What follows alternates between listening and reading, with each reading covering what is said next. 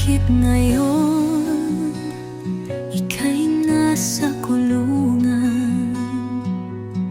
Lider namin may tapang at pangalan.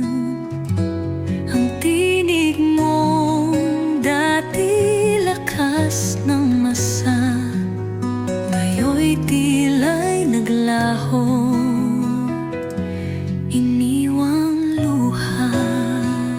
Mga pangarap natin sa erey bitin, boses ng bayan